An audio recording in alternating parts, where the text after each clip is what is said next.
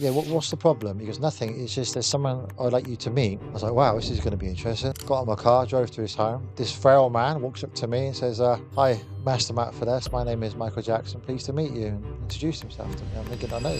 And there was big names around the table, like Daryl Hannah and David Blaine and Britney Spears, people like that. And then he wanted to go sit by the fire. He said, Matt, do you want to come join me? So I came sat by the fire. He was flicking through Hello magazine and it was him. I said, oh, Mike, it's you. He goes, yeah, I got a cameo in Men in Black 2. And it was him sneaking into the studios.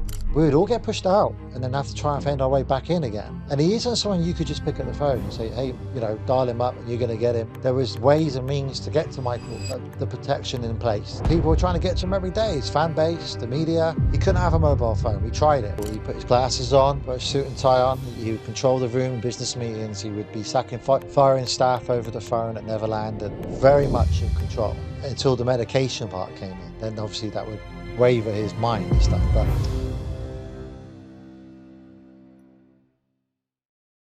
Matt, I'm so happy to have you here. We've been finding, planning it for ages, I huh? When we're both on the rock and available, it's been yeah, tough. we finally made it happen. It's good to Yeah. be here. Oh, I'm so happy. So why don't we start right at the beginning and delve in and tell everyone a little bit about you? I'm sure everyone's very eager to hear about Michael Jackson and that part of your life story, but that's only one little snippet, one, chapter. There's so much more to you and Yeah, how you ended up in Cyprus. So tell us a little bit. yeah. Well, I was just a bully boy at school with no academic I say gift. I didn't really have an interest. I was so underconfident and would get picked on and just knew at a young age this wasn't for me. You can't teach 30, 40 kids the same way. Everyone's different in the Mm. class. And it was a very tough religious school that I went to. It was a Catholic school, Roman Catholic. So we were taught by nuns. So it was a very, very, very strict environment. And I was extremely good at coming up with excuses to my mother that I wasn't very well to not go to school. And in the end, she kind of worked out I was getting bullied bad. But there was a kid next to me who I wish I knew who his name, but I can't remember him. But I'll shake his hand. And he said to me, Matt, instead of getting beaten up in the school playground, come and learn martial arts. And he was doing a martial art called jiu-jitsu at the time. And I went along for a free class. I didn't really get on with that martial art, but in the room next door, there was one called taekwondo. And I had very long legs, obviously not as long as they are now, because I'm 6'4" now. But back then, even then, I was very flexible. I could do the splits already. I found something I was good at rather than be at school being told I'm not good at this, I'm not good at maths, my handwriting's terrible. And and I just knew from a young age this is what I want to do. I don't want to be what my family wanted me to do. My mum was a lawyer. My she's one of 14. They've all got university graduate degrees. They've all done it academic way. And then my father's from a get a trade background, so be electrician or something like that. And I love animals, and they wanted to push me down the way of being a vet. But without the qualification in the UK, that isn't going to happen. It takes serious qualifications, not just the love of animals or Mm. ambition. So martial arts for me was the thing. But you can imagine how my parents felt about that. How the heck are you going to make any money out of that? My grandfather on my dad's side would say, how are you going to make any money throwing your legs around in the air, Matthew? You need to get a career, a trade. That's what you used to say. Like they've done in generations. They've worked for the railway, the famous UK railway called the Brunel. And my mum took a bit more of a different attitude because her dad was 8 times Irish weightlifting champion. He was picked for the Olympic Games and in 1960 Olympic Games. So he's an athlete and he won the British Championships too.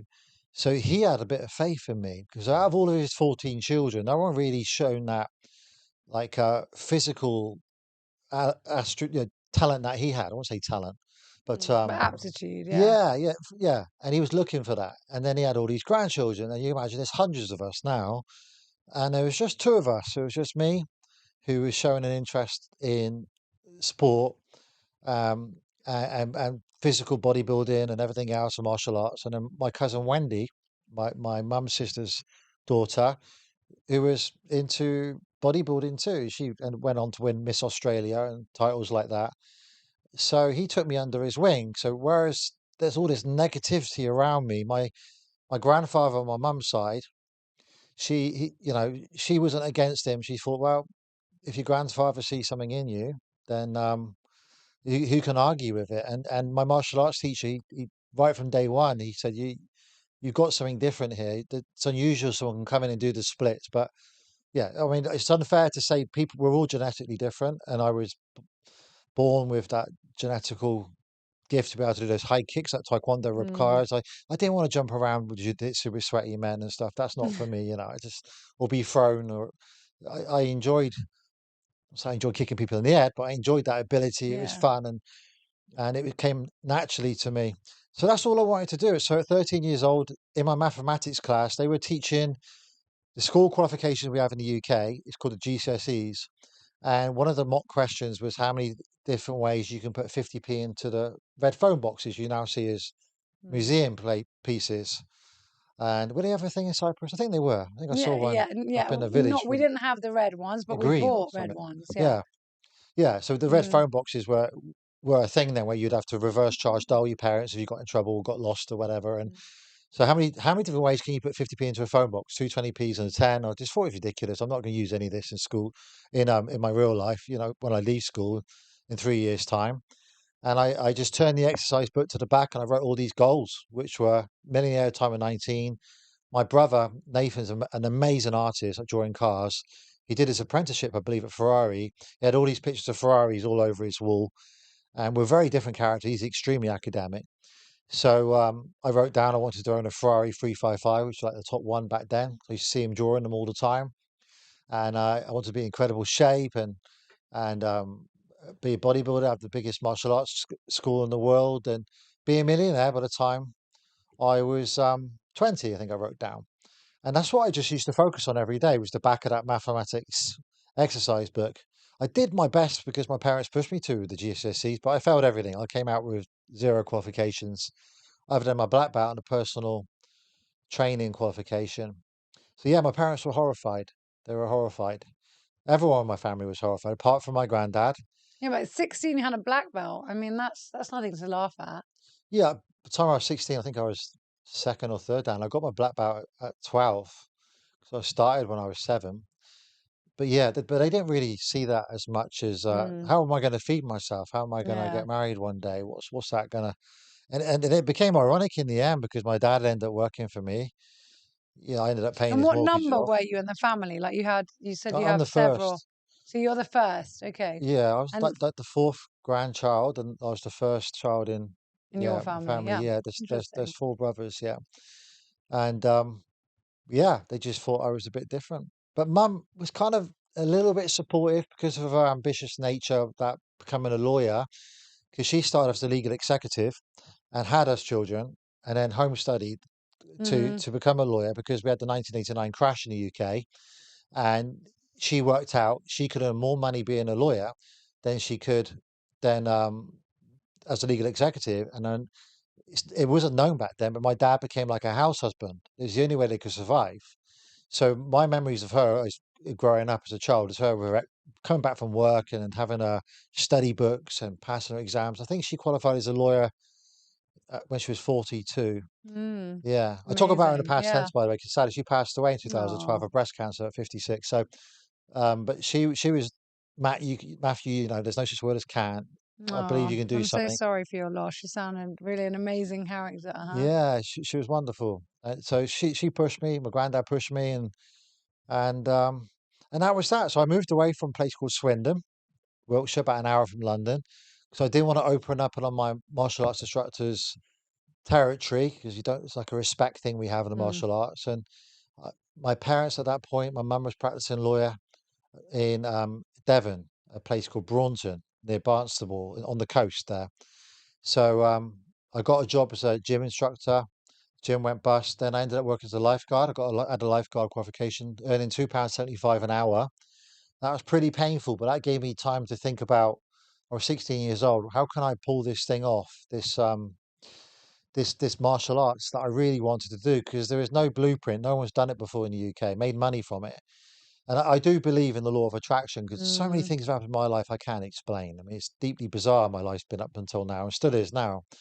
And I opened up my first school, and it didn't work out at first. And And no one, how did you open up your first school? I mean, you're earning $2.75 an hour, got no qualifications, no financial backing from your parents. How did you manage that? I saved up £100, and then my uncle, the eldest sibling, my mum's brother, my uncle Michael, he designed my first poster. Mm-hmm. I had to go on a squash court because I made this kick famous, the flying sidekick they call it. You'll see my logo everywhere.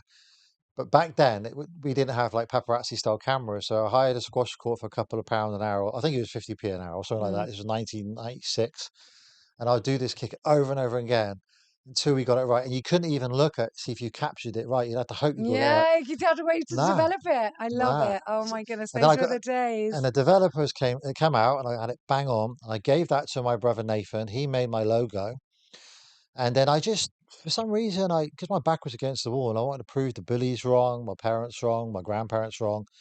I just put posters everywhere. I was aggressive with the schools. We're giving out leaflets, and it was they would call a call center, page me when I get a lead. Then I'll go to the red phone box, ring up, put the lead in, and I had over 100 booked in. I got quite excited, thinking this is going to work out. The plan was to charge them £3 a class. My overheads were £15 a night, twice a week on a Wednesday night, on a Sunday. It's just a school hall, little village, 10,000 people. I was doing the maths on that, thinking, yeah, this is going to work out okay. It was a Sunday morning, and I went down there with my girlfriend at the time for the launch. We had over 100 booked in, and no one turned up. And Oh, then I was thought, damn. And I walked back, thinking I'm going to have to try and work out this college thing. And turned the TV on, and Princess Diana had died. Hence why no one turned up. Everyone was glued to the TV. And then back then in the UK, there was just like 4 or 5 channels, not all these. yeah, we only had Found, four. The fifth one hadn't come out. Remember and that in this was like 97, major wasn't it? news. People were hanging on. Is this Yeah. real? Is it not? So no one turned up. So I reopened 2 weeks later, and everyone turned up, and we're paying £3 a class. And yeah, long story short, from that point onwards, this is why I believe in the law of attraction. Is that one of my friends went to a fellow martial artist. He went to America, and he came back and paged me. And he said, "You got to call me urgently." And I thought there was something wrong. So I went for my bed sit. I had 3 bed sits. So I got evicted from 3 of them, £30 a week. So I couldn't afford them. Went to the phone box. I said, "Lee," it's called Lee. I said, "Lee, what's going on? You okay?" He goes, "Yeah, I just come back from America, Matt." Remember, this is before the internet, so we don't know what's going on over there. They're all used to be 20 years ahead of us in terms of like technology or development and systems and strategies. He said, "There's multi-millionaire martial arts instructors out there." I said, "Really?" He goes, "Yeah, there's even conferences you can go to where 1,000 people turn up, and all they teach you is martial arts business. And they got Ferraris, and they got Lamborghinis." And I said, "Surely it's got to be a catch. The standards must be bad." He goes, "No, they got the standards. They got everything. They're like 20 years ahead of us." And so you got to come out with me. So I saved up my £2.75 an hour and my £3 per class. And I think my ticket was about £300 to get to San Francisco. And I went to the event, and the event organizer was in his 80s, and he's not a martial artist, he's an entrepreneur. He owned most of the Marriott hotels, like shareholders. He's multi, like half a billion he was worth. And in America, they have a different approach. In the UK, if you're ambitious, they want to knock you down, or they don't want your tower to be higher than theirs. In America, they recognize the 17-year-old who's used his last money, and he heard about me, and sat me down and said, "Listen, I've heard about you. You've used your last money, and let's make you rich and famous. And you can be my ultimate testimonial for his consultancy business, which is helping martial arts schools grow and become financially successful." And so I can't guarantee any of this stuff's going to work in England, but take it back. And he showed me who to follow for 2 weeks. So I made all these notes and stuff, and I followed around. And these people were crazy. They were getting up at like 4 a.m., having their staff meetings at 5 a.m., and then yeah, and it was learning the marketing, turning it into an educational program, putting people onto direct debit, which was called standing orders back then. So I come back, I had nothing to lose, put everyone on standing orders, and revolutionized, the whole martial arts industry. I got hated on back then for doing it. Now everyone's trying to do it. And it ended up being the biggest martial arts school in the UK. Within 6 months, I was making £1 million a year. Out that bed sit, bought myself a first home at 18, buying 5 houses per month because I had a mentor on the property side. And the time I was And 21, I where was did you meet your multi-millionaire. mentor from on the property side? So the success when you're that young and you drive. Oh, I bought that Ferrari, by the way. So No. yeah, I went in. You did it, all the things you Yeah, yeah, yeah. I did wanted. it earlier. So I bought the Ferrari. or when I was 19, 355, they totally didn't want to take me seriously in that showroom. So I was completely unknown at that point, really. I had a cap on and a tracksuit, and I wrote the check out, and he couldn't believe it. He even paid for a fast clearance to see if it was going to go through, and then I drove it away that day.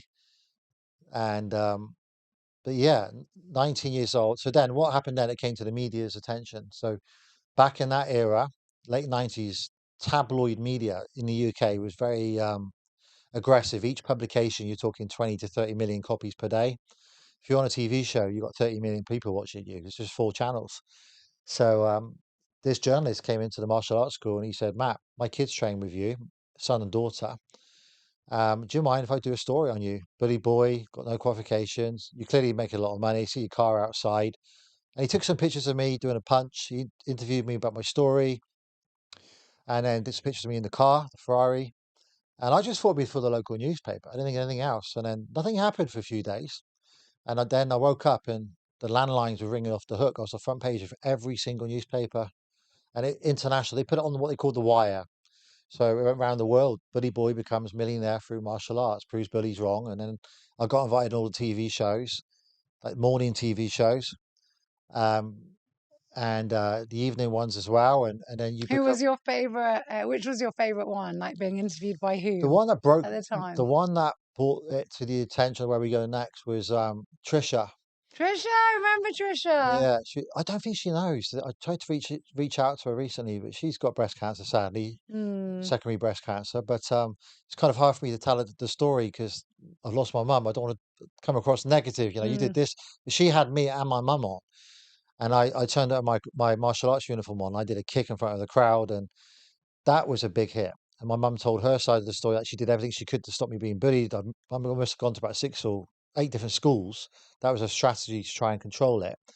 And then Trisha was like, "Well, look at you now," you know. And Hmm. there was a story where I drove up my Ferrari. It don't sound great, but at this I'm human. To a drive-through McDonald's, and then my bully served me through the window, looking at me in the Ferrari. Is Yeah, that a true it's a story? true story. Oh Yeah, my and she goodness. picked up on that. Yeah, and she was like, "Good on you," and they gave me a round of applause. And they were trying to stop bullying, but Trisha Hmm. was the catalyst because Yuri Geller was watching that. Hmm. And he has Cyprus roots too. He was raised here as a child, and due to some kind of war that was happening over in his home country in Israel, so he was raised in Nicosia. And it came to Yuri's attention, and then it came to Michael Jackson's attention. And then his best mate was Michael Jackson. Yuri's world famous, and he was mentoring Michael Jackson at the time on music, mind power, and stuff. Not just bending spoons, which most Yeah, everyone you remembers the bending the spoons. yeah, I yeah. remember. The Cypriots actually, he's still extremely famous here. Everyone's really shocked when I'm talking to him on the phone. Like, is that really Uri Geller? And Well, he was huge in the 90s. I mean, I don't know what's happened since, but I well, remember. he's And it nearly was 80 also now. the the spoon on the television. It would jump out, and yeah, Yeah, yeah, yeah, yeah. But his big thing, he used to fill up like stadiums with a bit like Tony Robbins. Like yes, he had exactly. It was two like choices. Tony Robbins had the firewalk, yeah, but Uri Geller had the spoon bending, mm, and they both teach the same kind of mind power yeah, strategy. So he yeah. was my property mentor, cutting the story short. He was like, Okay. "Stop wasting your money on Ferraris and buy houses and never build any more land." And So he would get just because he heard of you and got in touch with you, and then yeah, yeah, his yeah, bodyguards said, mm, "Mr. Gay, we'd like you to come meet him." He was going backwards and forwards to Athens at the mm, time, doing a TV show every week. And yeah, I went to meet. He had literally a replica of the White House, £20 million home. So that inspired me enough when just to see that and see how he lived. And we became firm friends. Godfather to my eldest daughter, and I had no idea who his friend network was, and we just became. Yeah, he wanted to meet me to make a video or to try and combat this bullying problem we had in the UK, mm. because there was 2 girls that got murdered, Holly and Jessica, and he took it to heart. Oh, I And think I remember something yeah, the about guy just that. died. Ian Huntley, he was the guy who killed them, and he did die. He got murdered in jail, and he wanted to do positive mindset versus me doing the self defense because I was what you call trending. I was everywhere Mm. back then, and seen as the martial arts go-to guy. So we didn't end up making that video. We ended up making a like a kickboxing type video for women, and then he did the positive mindset to keep going and all the rest of it. None of the spoon bending was in that, and that was a success, mainly in Asia where he's got a huge following because he's a Pokemon character, Kadabra. Is he? Yeah, My yeah, son plays Pokemon, but I didn't know that. yeah. Yeah. Yuri gets a Pokemon character, Mm. and then it just goes mental from there on, I guess. So I built up So it was, six yeah, schools. Yuri, who was friends with Michael Jackson, told Michael, okay, yeah, I don't know the yeah, conversation between what happened. I never asked him. I will do. He's nearly 80 now, Yuri. He has the Yuri yeah. Geller Museum in Israel, Old Jaffa. But every time he tries to open it and get it going, something seems to happen, bless him. But Mm. that was his dream with me. I'm going to take all the thing I've got and go back to my home country of Israel and open up the Yuri Geller Museum. So he's got everything there. But he got hit with the COVID and he got hit with what's going on now consistently with the wars. But he's 80 in December, but we speak daily still, and Mm. he's still a mentor now. But no, what happened then is that he called me in the middle of the night, which is not unusual for him because he's got companies all over the world. And this was landlines. So 3 o'clock in the morning, he calls me and he says, Matt, you got to come to my house now. And I said, where are you? He goes, I'm in Sonning-on-Thames, which is Reading. It's about 45 minutes of London, about 3.5 hour drive from where I was staying. And I said, okay, yeah, what's the problem? He goes, nothing. It's just there's someone I'd like you to meet. And you got to come now. So, well, you got to tell me. How am I going to tell my partner? She's going to think I'm Yeah. cheating or whatever because I've never done you wrong so far. No. So you got a Ferrari. Stop moaning, and I'll see you soon. Love you. Bye. He put the phone down on me. I was like, wow, this is going to be interesting. So I did have a major album partner at the time, and got in my car, drove to his home, and yeah, this frail man walks up to me and says, "Hi, Master Matt Fiddes. My name is Michael Jackson. Pleased to meet you." And introduced himself to me. I'm thinking, I know you are, but what are you doing here? I just thought it was like a prank show because Mm. back then we had all these. It's called Jeremy Beadle, and we had Candid Camera, and Yeah, candid Ashton camera. Kutcher And had his thing going on. And because I was doing all these shows, I thought I'm being stitched up here by a lookalike or something. But it was quite obvious after 5 minutes it was the real deal. And he mm. just finished But the at the history. beginning, you must have been like, okay, where Well, this, he was yeah. so shy. Michael was so shy.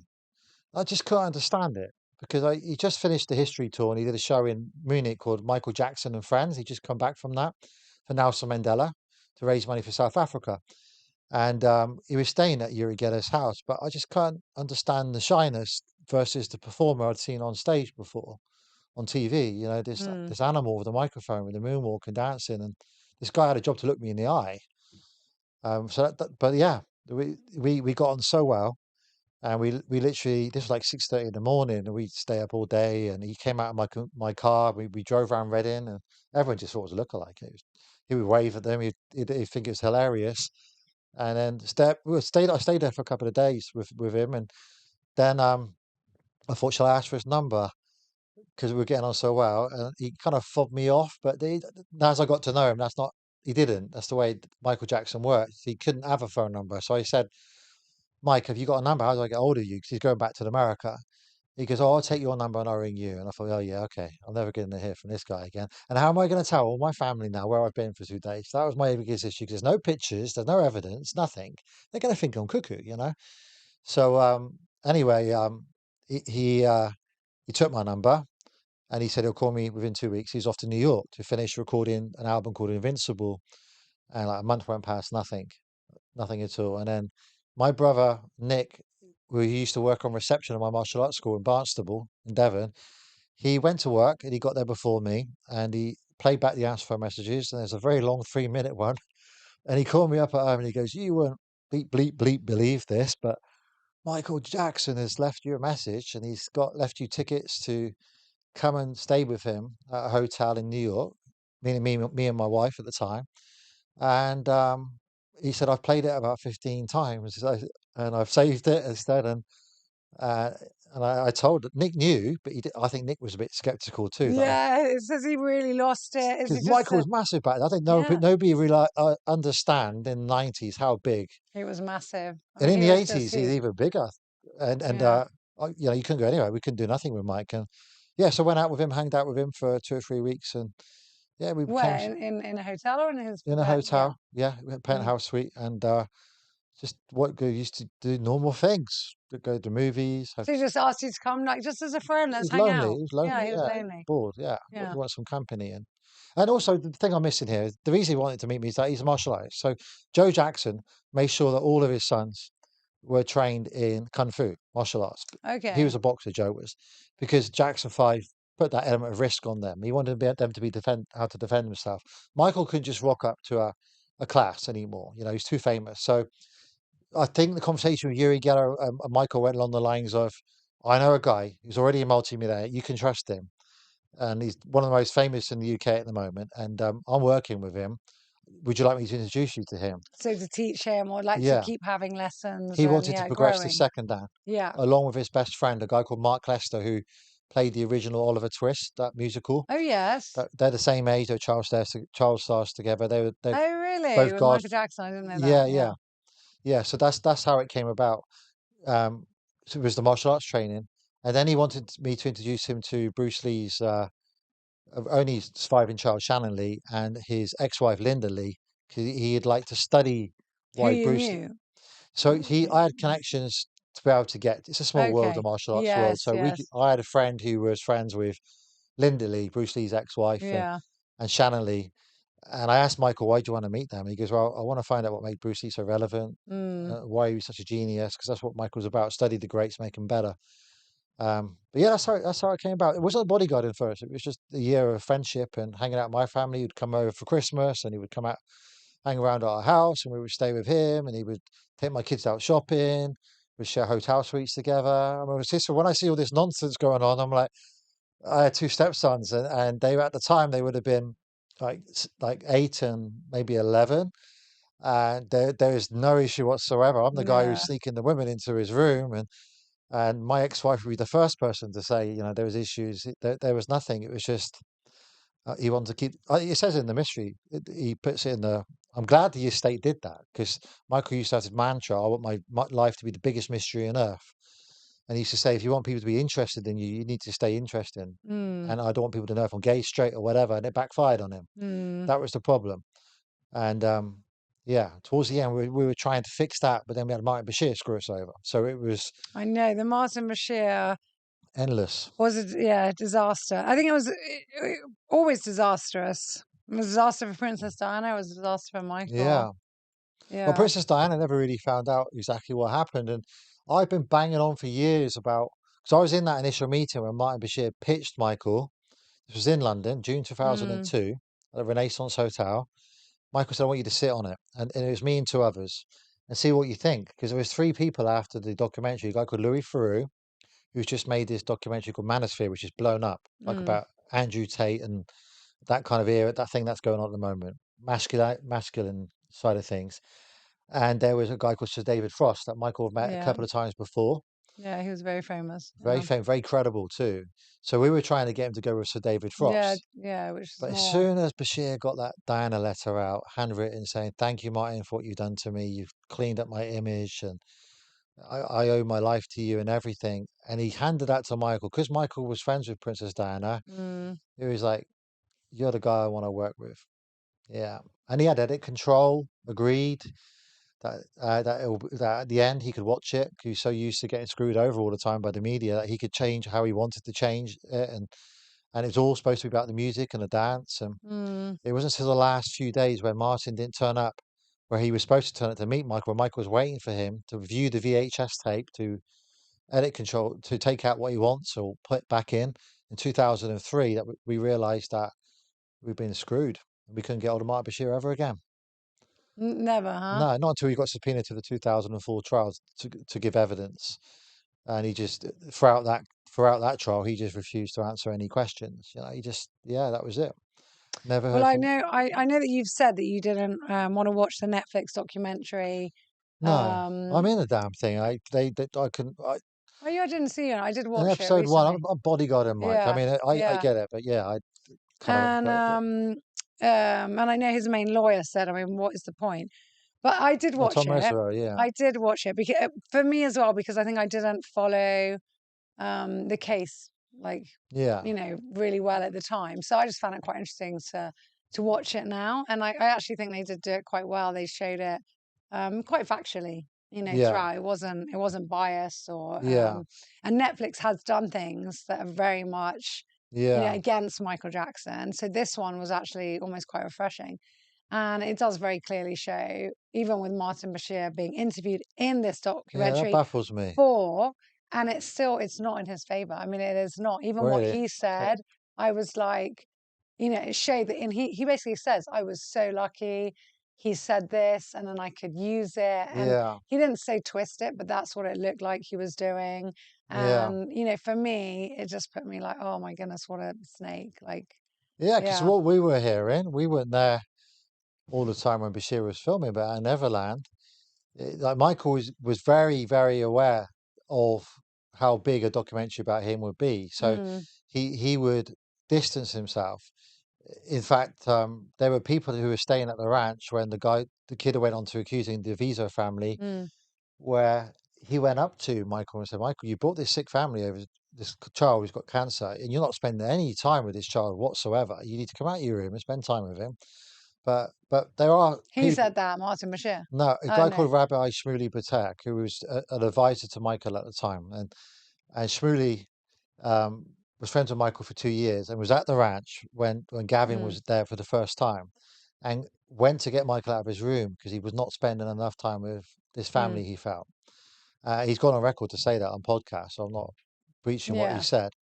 And yeah, and when the filming was going on, there's certain people who were in my circle who are not now because they're now making allegations too, who would say, Matt, listen, I'll tell you, Michael didn't want to hold Gavin's hand because he was worried Mm. how he was going to look. But then Bashir would say, "Well, then you got nothing to hide. If you're holding his hand, you got nothing to hide. And Gavin, why don't you put your head on his shoulder?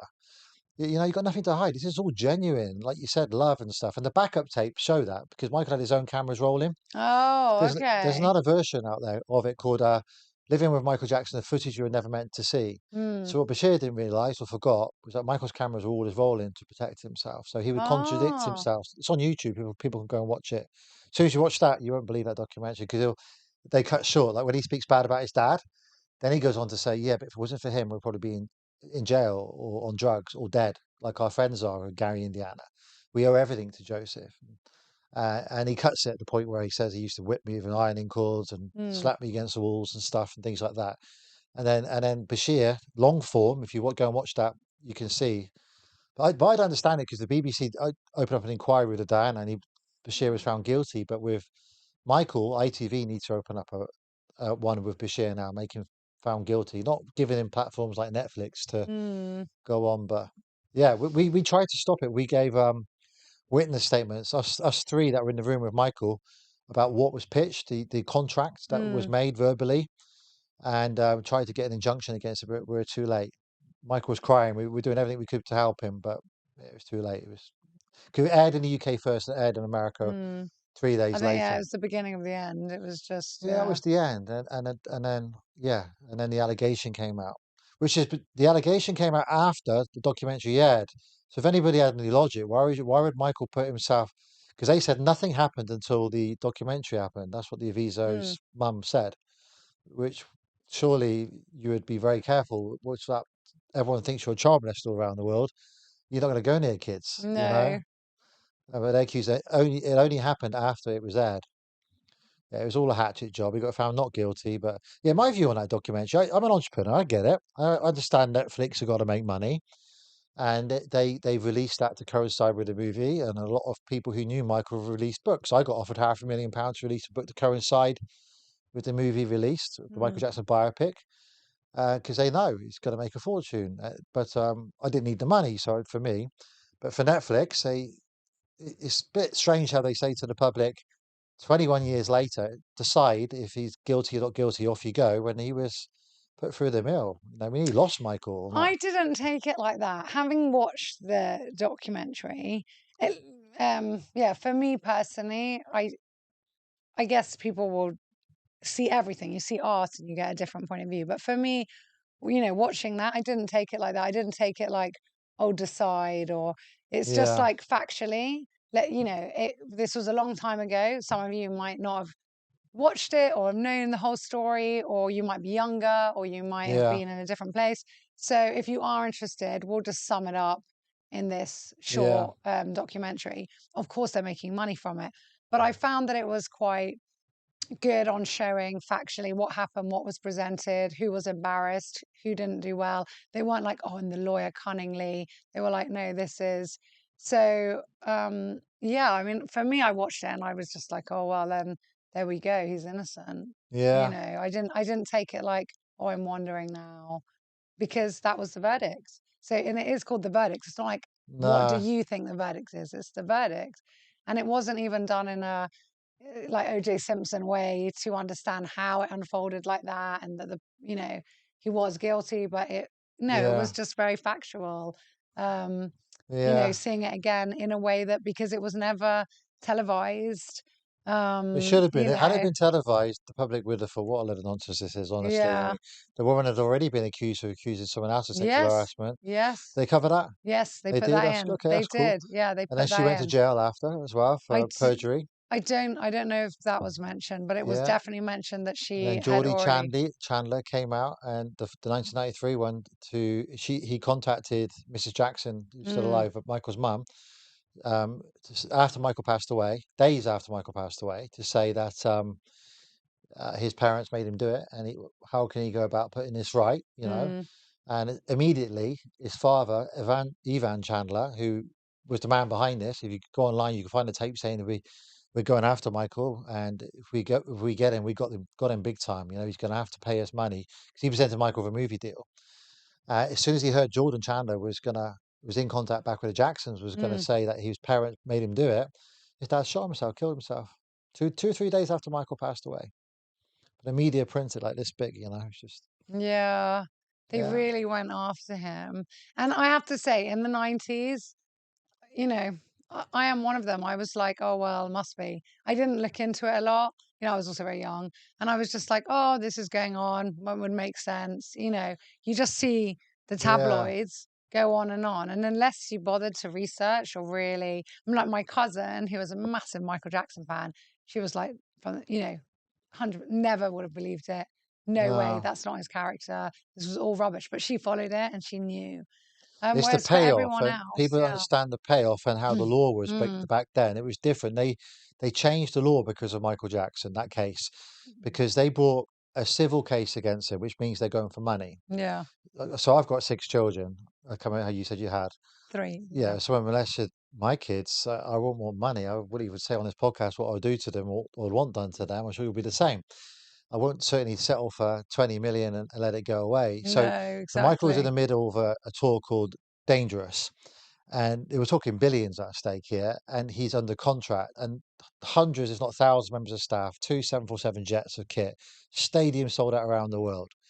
So he didn't have the power to just hang around. And he's insured, Michael is insured against every single thing that could possibly happen. If he says something bad on TV, they've got Mm, negligence insurance and so forth. So he got in a conference room and he was overruled. Michael said, no, I am not paying his family money. I'm going to fight this out and I'm going to have my day in court. And because this will be forever around him. But the problem he had is that he had to wait for them to bring a criminal case against him. So what happened in the end? The insurance company said, "Michael, we need to get you back on the road. The dangerous tour needs to get back on." And he said, "I understand that. There's a lot of jobs at stake and so forth. So this, we will cover this. You're insured for this. It was rumored to be $20 million. We'll get rid of that versus the 5, 6 billion at stake. yeah, We that's need to get you out. And when they bring criminal cases against it, then you can clear your name, and then the insurance company will sue and get their money back." They never ever brought a criminal case against him. That man went through his life waiting and waiting and waiting, and they never did. And tell us about the emotional toll on Michael as your Oh, friend, sorry, to because sum that up, so the reason why the Avisos, they tried to go for civil case for money, mm, 2004, about the documentary, because the law had been changed. Now you have to have a criminal case first before you can go for a civil case. So they had no choice. The oh, Avisos had to go through the criminal. Then mm, he got completely vindicated, and they could go for money. yeah, because like yeah, Macaulay Yeah, Culkin, my Mac. Yeah, goodness, a whole yeah, list of people were like, no, he never touched us, like endless. I mean, like my and kids, all it's just all the and same. they were friends, and you can understand it. I remember that I will say that I always thought so when I was young, and she's still one of my best friends. Yeah, my best friend, she's 24 years older than me. And I was, a teenager when we became like super, super close. She was a family friend. And I could get it. I'm like, there are cases when you just match with a character and you just end up being really close. Yeah, And, someone like Michael who never had that childhood, of course, he stayed young and wanting to do fun things and he loved children and he was good with kids. So why wouldn't he be friendly with kids? Like yeah, and any of us, they didn't they didn't screw him over, and animals wouldn't Yeah. screw him over either. That's why he liked the animals. But this childhood thing, I had long conversations with him about that because none of his other brothers, you got to remember, Marlon is only a year different. Jermaine's a Yeah. few years. They don't complain about their childhood, Yeah. and they were not Same as famous. age. They were Yeah. famous. Jackson 5, very similar age. They Mm, shared beds and stuff. But Michael made an effort to stay childhood because he believed that people, when they lose their childhood qualities, they lose their creative bit. And he said, if you look at most musicians or artists, they'll have one album, and they'll do 3 or 4 good singles, and then that'll be it.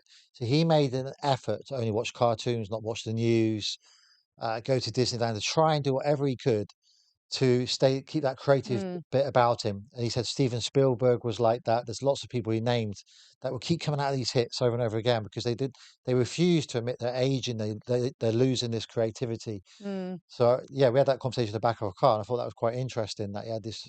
And what about his voice? So my kids asked me to Yeah, ask this question.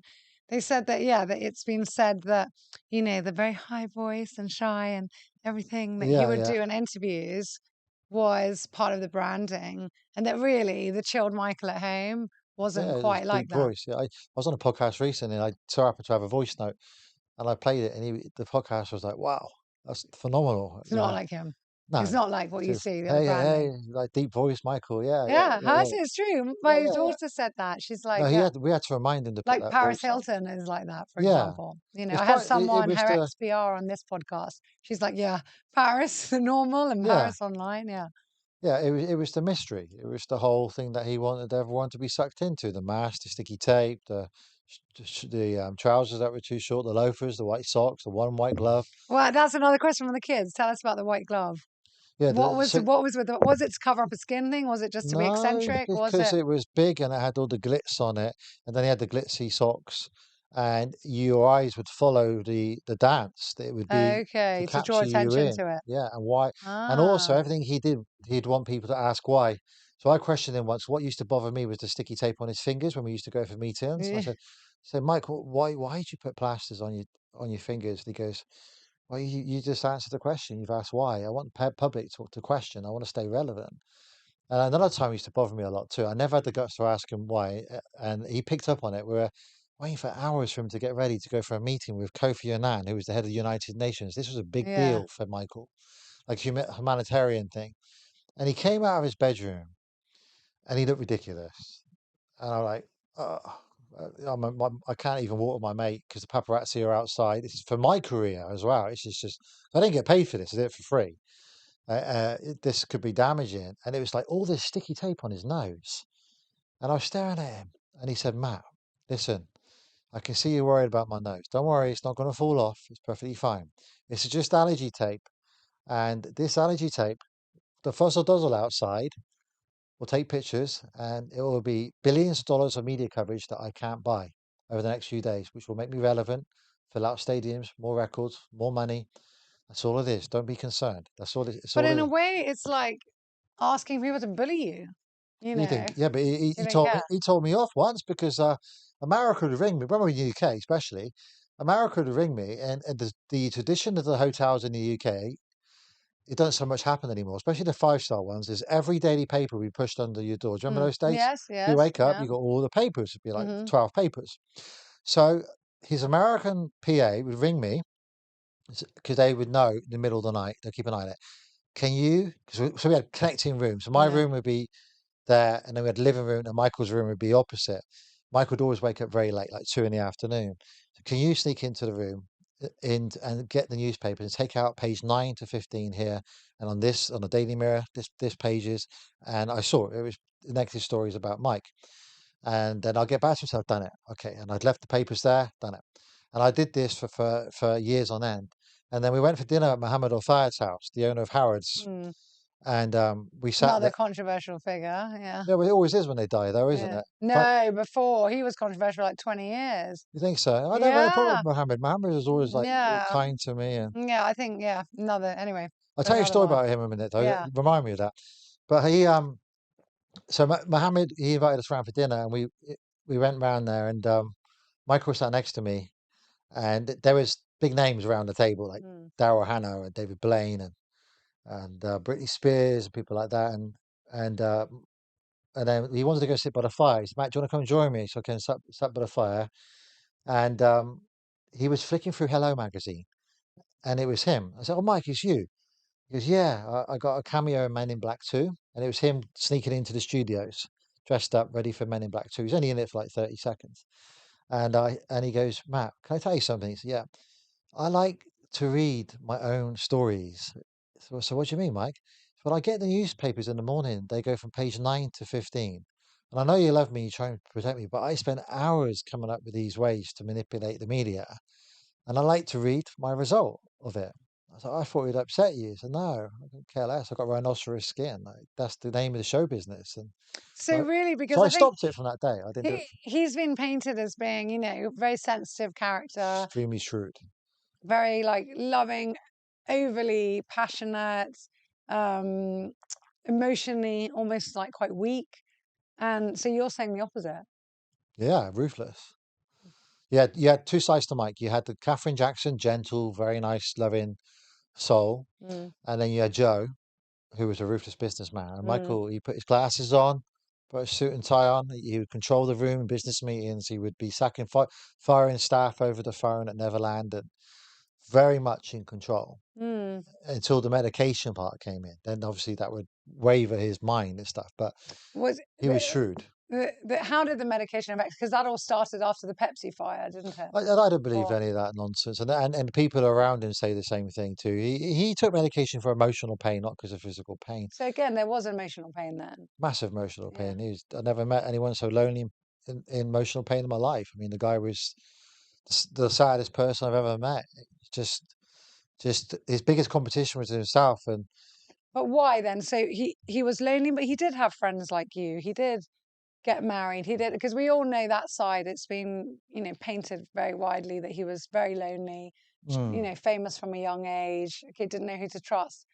But he had people around him. I mean, he had you, he had so many others. as soon as you So, told him though something that he didn't want to hear, he would push you out. You'd be gone.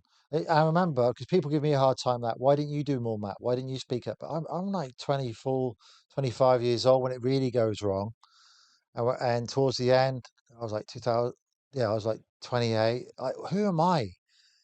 I was a multi-millionaire by that point, but who am I to tell a billionaire, a megastar, the most famous man on earth, what to do? mm, And all I could do was push doctors out of the way and keep them at bay.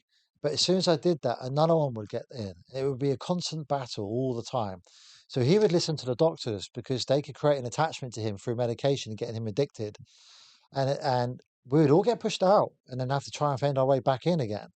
And he isn't someone you could just pick up the phone and say, "Hey, dial him up and you're going to get him." There was ways and means to get to Michael, the protection in place, mm, because people were trying to get to him every day. His fan base, the media. He couldn't have a mobile phone. We tried it, and people, his managers, for the time I knew him, he went through 12 managers, and they all gave him like the latest iPhone, gold plated, in the hope mm. that he would keep it. And he used to say to me, "Matt, it's funny when they emptied that Neverland lake one day, all they're going to find is all these phones on the bottom where he's just throwing them in the lake." Why? Because people, the media would get hold Oh, of it. they would Remember, get they'd out. hack it. Yeah, they would hack his calls and get hold of it. He couldn't have a phone. It would be impossible. So Mm, they'd ring us, the bodyguards, to mm. pass messages to him in the hope that he'd ring And you back. didn't mention how did it happen? So you became friends. How did he then say, "Can you be my bodyguard?" It's naturally, Naturally, it just happened, I, and you I were. knew he was struggling financially. I could tell. He didn't tell me that. I could see things were going wrong. Bills weren't being paid.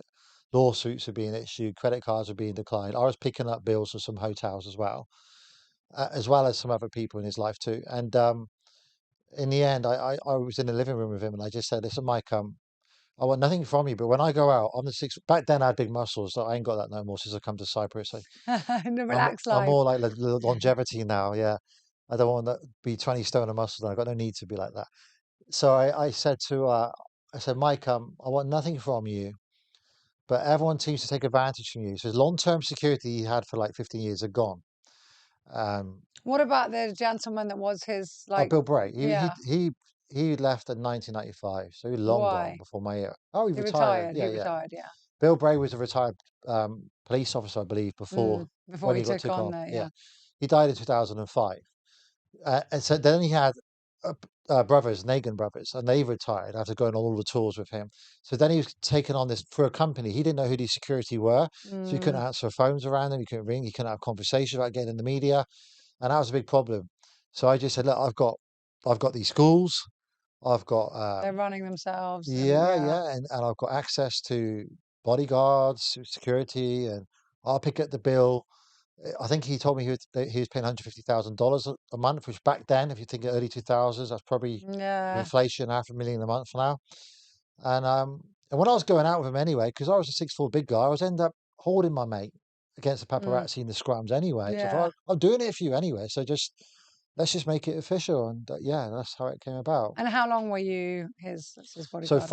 I was very active from 2000 to 2000 until the allegations. After the Mm, allegations, he needed a higher level. The Nation of Islam took over then mm, because I'm not trained in guns or I've had no bodyguard training or nothing. So at that point, I stepped back and I was there as a friend. And for the rest of his life until 2009, I would advise him and advise the people around him. But I was more of a friend. Me and Mark Lester would go and visit him, and he would come mm. visit us, stay at our houses, and just chill out. And And how was it when you saw him get more and more addicted to medication, and the emotional and psychological turmoil that these court cases brought on him, the financial yeah, situation? How was that, watching your friend fall down that rabbit hole? yeah. So there's never been a time where I've not known. I've never seen him. I mean, Yuri Geller was very outspoken to Mike. He used to shout at him when we used to see him completely in trouble, on a drip where a certain Mm, doctor would put something, Yuri would shout at him, and I'd be like, "Geez, what am I witnessing here?" It was very hard for me to understand. And he would always say it's okay because the doctor gave it to him. It's not drugs, it's medicine, and he needs it. He's in pain. And but yeah, he never complained about the sculpt thing to mm, me ever. I mean, that was never. It took me a long time to work. I mean, I was very naive because in the morning he would have short hair, and in the afternoon he'd have a ponytail. And I just thought his hairdresser was very good. I didn't think for 1 second that he was wearing wigs and stuff yeah. until he'd sweep the room, and then I saw the wigs all lined up. I thought, okay. But yeah, the doctors was an And did ongoing you ever issue. see the patch? No, No, because he always had it covered. Yeah, no, even like yeah, with me and anybody, like the people who are closest to him, if he's like in a bathroom or something, he wouldn't want to see you like that. You'd yeah, if he wanted toothpaste or towel, he'd hide and put his hand through. He wouldn't let anyone mm, see him like that. yeah, yeah. Only the coroner, the only way the coroner has done an interview on a podcast to see Michael at the mortuary lab, and he confirmed he was bald, and yeah, there was some damage there. But yeah, he would never see us like that. Yeah, yeah. Fair enough. Yeah. I mean, I Yeah. know people who are going bald naturally and just from age, No, and they Michael's won't, brothers were and bald. they won't let anyone see No, them. They wake up no. and it happened. Like Randy was Yeah, bald at quite a young age, I believe, and yeah, yeah, just down to family genetics, yeah. I My think. whole family are bald. Yeah. Obviously not me, but the No, but men. believe it or not, I Yeah. know people find it hard to believe. But you I think that was genetic, not from the burn? I think it's a combination of Combination. both. Yeah, probably Yeah. expedited it. Yeah. Yeah, I never had a Mm, conversation with him ever about it. mm. Once I figured out that he wore wigs, then Yeah, you gave him that space. But how yeah, was it then watching him? Like, deteriorate. yeah. But he would go have his ups and downs depending on the doctors that were around him. Mm. But So, as Michael's friends, and I'll say the like very bluntly, so Michael was not gay. no, No, no. and But he couldn't care less if you thought he he was. was okay with, He yeah, was playing the game. Because yeah, Motown Records, he used to say, because he'd make this very strong with us that I don't want my fans to think I'm gay, straight. I wanted to keep them guessing because Motown Records, he said, old school thinking. If you're married, you can lose half your yes, fan base. yeah. And they made Marilyn Monroe divorce immediately. I mean, Yeah. not that, but that whole era, yeah. So he wanted to appeal to everyone, every race, every religion. You never hear Michael talk about religion or nothing. He'd talk about upper source Yeah. or He'll upper talk about power. God, but he wouldn't No, say. he used to say, don't talk Yeah. about race, religion, or politics. He used to drum that into me all the time. Yeah. But no, he's not gay. He certainly was not gay. I was talking to one of his girlfriends the other night. Funny, I found a video last But night. where did he meet the girlfriends then? If he was so secluded, They were fans they were fans. who got to know him over years. And there was a video I found last night. I showed my wife, and it's funny because he refers to this girl, and because he used to point at the girl. The code was fish. So he said, "I want that fish. I like that fish." And he goes, "Oh, maybe I should bring. Can someone contact so and so and bring her booty up to my room?" And I messaged her and said, "Check this out." And I sent it to her. She goes, "Oh yeah, it's me. He's referring to." But yeah, And what about his wives? Because there was a big thing that it was a, showmance when he married I think he's been honest Elvis about Deb. Presley's, daughter. It was like the king of music. Lisa was completely genuine, absolutely. Mm-hmm. Obviously, I would have been at school then, but I knew Mark, Yeah. Mark was saying Mike will be 68. Mark will be 68 next month too. And yeah, It there was was genuine. Mark used to say to me and other bodyguards, there was a lot of hee hee going on in the room next door. Yeah, they were proper in love and stuff, and that was real. You can understand how that could work. Yeah, yeah, they both grew up in very It similar, was just the pressure. almost messed up worlds, but She went on record, said she wanted the doctors away. That was the issue. It was medication or me, that was the problem. The vultures, she called it. And she was she was still in contact though, right to the end. so sad, She was the so sad. last one with him, I believe. Yeah. So And what about his skin? yeah, vitiligo. Yeah, And no one would vitiligo. believe him. Yeah, no one believed him. And it was so Yeah, common in and coloured well, people. actually, I think now with the supermodels are very open about it. There's I've a met famous one two, now, right? yeah, famous one, and I met another lovely, lovely lady. I forgot her name, but she was Miss Egypt, and she's the same, and she's a model. And it actually looks stunning, like I have to say. But then, no, it wasn't considered stunning. No. So He went Oprah Winfrey and he tried to stamp that out. He tried to stamp out yes, white, but but Oprah wasn't so. I don't think she believed I it, don't did think she she? believed it, and she wasn't. She was No. very much proud of being black, and Yeah. It was funny though, yeah, because he called me and another bodyguard in his room one time, and he was a bit drunk, and he said, "Oh, guys, look at this! I'm a spotted cow," and he dropped he called pants, he's American. We yeah, say American trousers, trousers, and yeah, his boxer shorts, and his legs were all patchy. He said, yeah. "Look, I'm a spotted cow." That's what you Well, say. I always found that weird because in the I forget which song it was, the one where he's in the deserts, with Naomi Oh, I Campbell. know. Yeah, yeah, yeah. In the Anyway, closet. that Yeah. song. Um, Keep it in the closet. he Yeah. at one stage his top's off and he's like completely white or showing the white, but his feet are showing and his feet were like black. Yeah. There And you I go. was like, and I remember being a teenager and thinking he must be like from the upper part, like bleached his skin and Yeah. just not bothered with A lot of down. And makeup. So when we yeah, saw him with his top off when he was getting changed, he would always be blotchy. yeah, But then the makeup artist, she was very good, and she would make sure that that would be covered up and yeah. stuff. And But that's why I had to always have the umbrella, I guess, you had no just to. pigmentation protection. Mm. So yeah, whenever the sun was out. But was his face in the end patchy or was it all white? So what happened in the end is that it spread, and then it started getting. There is pictures out there. You can find it. The media will never show you it, but if you go online, it's very simple to find. It started getting patchy. So his makeup artist told me it got to the stage where I couldn't do no more because they were using what's the correct terminology? Colored makeup, I Yeah. guess. You can't say black no more. Yeah. And Just you coloured, like colored, yeah, darker foundation. to smooth it, and it was working really well. But when Michael's on stage, you don't just stand there. And Mike, Yeah, he's you're sweating. performing, he's sweating. So it was no longer working. A decision he had to make. So he decided in the end to go the whole way. I mean, he had no choice, and whatever it came out in his death, whatever he was found in his room, whatever he was using, whatever cream he was using, He was doing like like some kind of bleach or something to like get it all the takes out the pigmentation. pigmentation. The dermatologist Yeah. prescribed it with Dr. Arnie Klein. He should have been in jail. He should have gone down, but he passed away. A famous dermatologist that Elizabeth Taylor introduced him into. But he was the main cause of his death, if I'm honest with you. That guy was just hook him up to anything he wanted to stay in his life. But yeah, he was one of the most powerful dermatologists in Hollywood. No one wanted to touch him. All about who you know, isn't it? Yeah, and But yeah, and they were never prosecuted, were they, his doctors? Conrad Murray went to jail. he got sentenced to 4 years of manslaughter, and he served 2, and he came out, revoked his medical license. I believe he's appealing his conviction now. I spoke to him after he came out of jail. He just blames Dr. Klein, because what was going on is that Michael would be nocturnal with all of us anyway, stay up all night, blasting his music out, keeping us awake, and then we'd have to stay awake somehow in the daytime or catnap.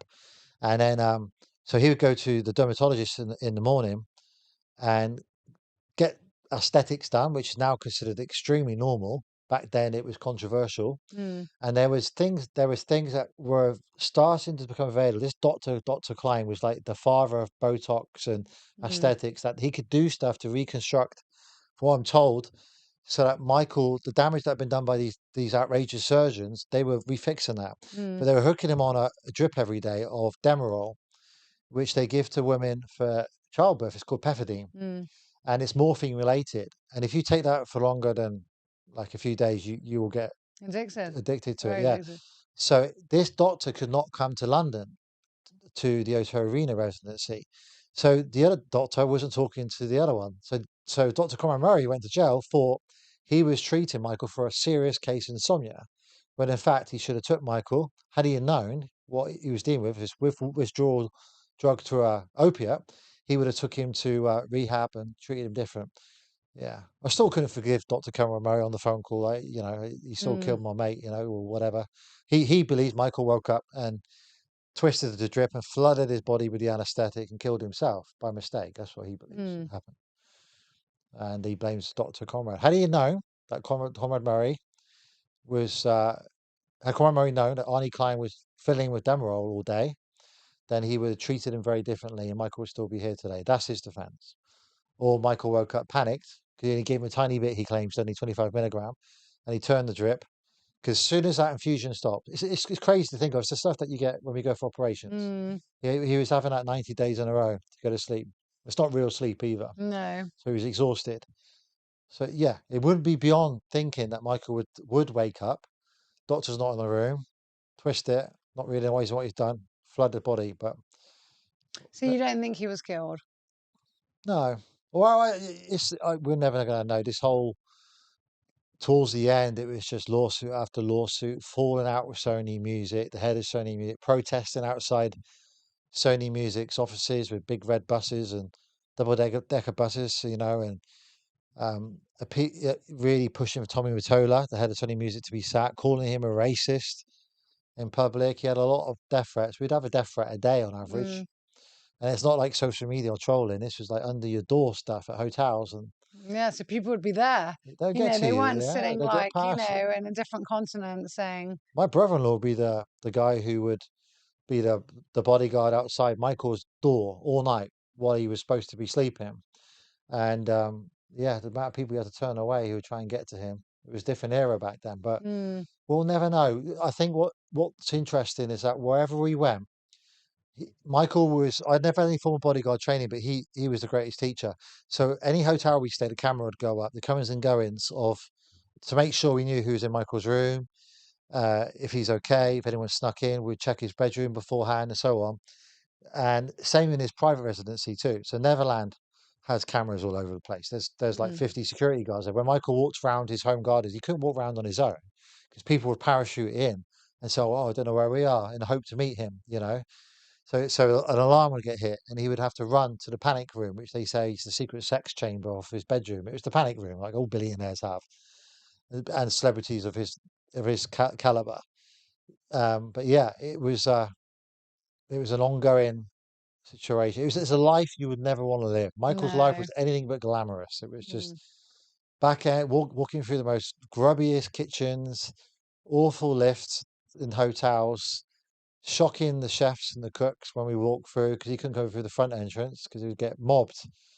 There was nothing, and people were out for his money. Yeah. He was the most powerful man in music. He owned half of Sony Music Publishing. Yeah. Eminem songs, Beyonce songs, some of Elvis Presley's, the Happy Birthday song, Beatles catalog.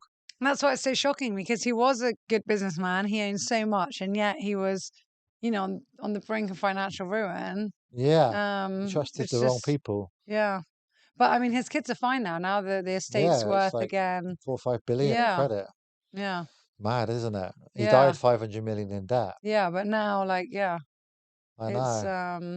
and I think another thing that I think people find weird, and again, it's the whole mystery around, but, when he said, like, oh, my kids are coloured, like, they're as white can be. Yeah. And he was insisting, again, maybe that's again to get the controversy around. And, I I don't, personally, I don't care either way. It makes no no. difference to me that someone's color of skin or, but he was so adamant about that. And I think people just always thought, oh, what is the story? Is he lying? When is he telling the truth?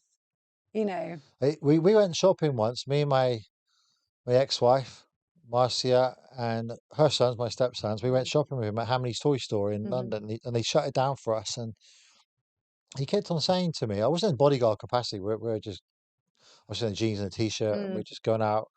He promised he'd take my boys out, and he wanted to buy some toys for his kids too, Prince and Paris. mm, And as we're going around Hamley's, he kept on saying, Matt, can you get the baby with like that?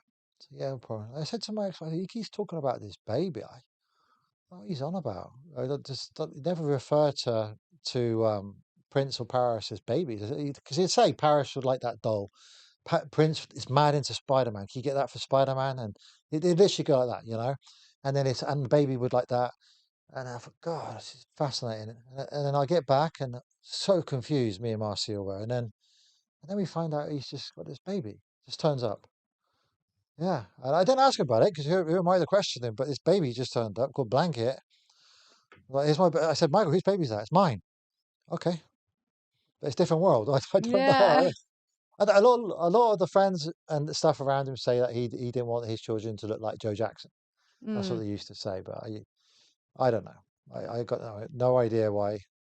Yeah, What you didn't ask about the genetics or the No, things, a or lot of yeah, his friends doesn't still matter. believe, they still are insistent that they are biologically his kids, that it can Mm, happen. There is evidence, but three yeah, times, I don't know. yeah, who knows? And tell us about the nose, because okay, we do know it's very well documented that Joe Jackson was quite abusive father. Um, not definitely not a 2026 father. It was very much a different era. Um, yeah, was quite rude to his kids, and he called him Big Nose. And I Yeah. guess all the children suffered. It wasn't just Well, Michael. it's interesting you say that because they spent time at my house in Devon and for weeks on end, and I spent a lot of time with the brothers, apart from Marlon and Randy. Mm, Jackie, Jermaine, Tito always used to say to me, our dad did nothing different to what every other parent was doing in the area. yeah, at that This time, was the yeah. toughest place that you could live. If you're not strict on your kids, you're dead or in jail, like Michael used to say. And Joseph did the right thing. And Michael is sensitive. That's the only difference. If Michael watched kids in Africa dying on TV or so he caught the end of a program, he would cry. Mm, Tito, Jermaine, Jackie had that toughness about them. mm, They wouldn't do that. I remember Jermaine taking on Steven Seagal once on a red carpet, and Tito being behind him saying, "I don't know what we're going to do," because Steven Seagal was a top martial artist, but he said something bad about Michael, and that's how tough they were. Whereas Michael would be the shy, sensitive one. So they never complained about their childhood to me. yeah, They said, "Matt, it was just thank God he did what he did because of yeah. where it be." And they all got treated. They said Marlon got it the worst because Marlon couldn't keep up with Michael's ability. So Marlon would get the whipping the worst. But he would never complain about his dad in that way. Mm, If you see interviews about him, actually, Michael used to say that too on TV. So I didn't get it the worst. Marlon did. mm, But everyone back then was treated like that. mm. But they were fine. I Yeah. was in the car when he forgave his dad in 2000 and went to Oxford Union to do a speech, 2001. And he said, I understand where you were coming from back then, and I'm a father now, and I'm going to Oxford Union to do a speech. I'm very sorry for some of the things I said about you. And he says, I love you. And he put the phone down, and then he looked out the window, and he said to all of us, I think that's the first time I've told Joseph that I love him. Yeah. And then from that point onwards, his dad was by his side by the trial, sleeping by his bed, completely ruthless to the end, trying to Mm, keep the vultures away from his son. bless. Yeah. And what about the nose? Like, why did he go so OTT with his nose? But when we would see him We just behind, get addicted, like a tattoo, I guess. I don't know. well, when we would see him behind so he would go to great lengths to make himself look ridiculous. Mm. That was the thing. So when we'd see him in his living room, when he would take the jacket off that you see him with all the gold on it and everything, he'd whack a pair of jeans and a t-shirt on, and you see him as Michael. You can see that plastic surgery, but not to the ridiculous nature that he'd be photographed with, because he did that on purpose. He'd put extra makeup on and prosthetics on to get the media coverage He'd going. also put prosthetics on. Yeah. He would. Yeah. I think his ultimate thing after the baby dangling thing in Yeah, what was that? Tell us about that. that was just Martin Bashir.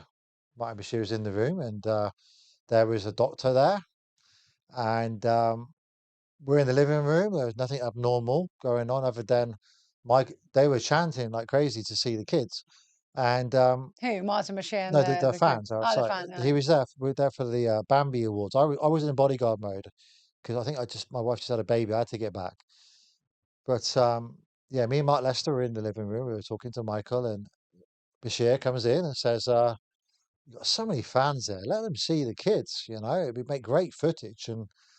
And Michael didn't think it was a good idea because what had happened in the hotels is that all the other guests who were staying there, they pay a fortune, will complain they can't sleep because the fans would chant all night. Mm. Michael, all night, and they want their money back. So we had this agreement with the hotel that Michael would not go near the window. If they so much to see his silhouette, that's it. They're chanting all night. No one's getting any sleep. Mm. So this was an afternoon where Bashir was filming, just started filming. So he got the okay to go June. This must have been like October time, and Michael went off with a doctor, and he came back in not a good state. He was uh, fair to say he was high as a kite. If you go back and watch Living with Michael Jackson, you would see him a blanket, and he's like blanket, hold him Yeah, erratically. I saw that. Yeah, Yeah, yeah. yeah. Lisa Marie, when she was alive, she mentioned this too. That was him in a high state, like a Mm. ephedrine type of upper, Mm. due to him being nervous about something, Yeah. you know. So at that point, Bashir was directing him, and then he took Prince and Paris out. They screamed and waved, and they didn't show their faces because that was what Debbie Rowe wanted. That Mm-hmm. they would leave a normal life, go to the park with a nanny, and then come back. And then Martin was like, "Oh, I think you should show the baby." And he's like, I don't think I should." And he was high, he was speaking real high too. "I don't think I should show the baby. It might scare the baby, the noise in the crowd." He goes, "It'd be great footage for the camera and everything." And so now we know what we know. Years later, there's this one particular shot that got released very quick to the newswire, very good angle, perfectly placed. They didn't know this was coming, the fans, all the media, so they couldn't have prepared themselves to get it. So what we think happened is Bashir sent his camera crew down there, Mm. and Pushed him the to do doctor it. and him worked together, possibly, and that happened, and he dangled. There is no justification for what he did that day. We didn't know what happened because we were inside the room. They screamed for it. They went crazy for it. He came back in. He sat with us. Then he went off to have a sleep as this medication worn off. And then the German media, we went back to our own rooms. The German media reported Michael Jackson was showing his baby to the world. They're a different type of media than the UK media. UK and American media, we're starting to get phone calls from America then saying, please can you keep Mr. Jackson away from the TV because the rest of the world are saying that he put his child at harm. He's a child abuser. The child should be taken off him.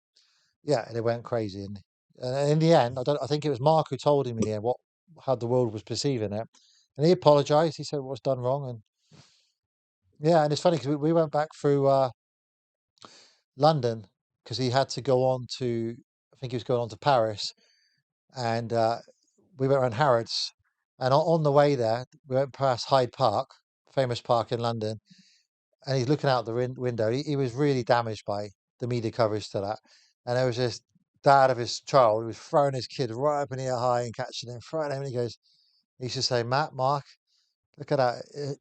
I wouldn't be able to do that. If I did that, it would be Mm. Michael Jackson abused his child and put his kid at risk." He said, "There's one rule for me and another rule for the rest of the world." But he wouldn't defend what he did. He did know he did wrong, but that was medication there. So sad for Lisa Marie as well. She witnessed, well, didn't witness it, but knew that that's what her dad had been through, and then And she went tries through so the hard same too, from what I with her understand, husband. Yeah. yeah, to try and get the vultures away. And she spoke out about the Bashir thing. That Michael was on medication. I know him more than anyone. He was my husband. He was on medication with the baby. He should. Who's given him that? Mm, But yeah, that doctor's still alive and practicing, from what I understand. absolutely insane. So, moving past Michael Jackson, because my goodness, I have a lot to. I'll leave one for the end. But then tell us about your life post Michael. So, Yeah, Michael passed away. I can only imagine how painful that was for you, yeah, especially watching it almost happen in slow motion, just go downhill, downhill. And then hearing the news. Tell us about how you found out when he died. yeah. So I spoke to him 2 nights before because we were getting everything ready in London, ready for the O2 residency. It was 50 shows. It was 52 shows. And to be honest with you, none of us believed that he was going to be able to pull it off. But he wanted to beat Prince's record, 21 shows there, as in the artist Prince, not Michael's son. Yeah, yeah. And he called, and my ex answered the phone. Said, Michael's on the phone, but you don't sound too good. So I took the phone, and it was a landline, and he said something along the lines of, Matt, I need to get hold of Joseph. And he said, do you know where Joseph is? I said, I do. He's in Las Vegas. I got his number. And I gave him Joseph's number. And he goes, where's Mark? So Mark was his best friend, Mark Lester. Mark is in Cheltenham at the moment.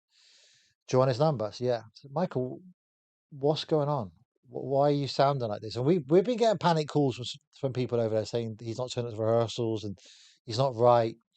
He's not making sense. And Well, he also made a call to his doctor, was it dietitian or nutritionist, saying that they're after me, they're going to get me. yeah, You've heard that one. yeah, Yeah. yeah. And to former managers too, he left out to phone messages that they still got to this day saying that Yeah. there's something going on here. This is not right.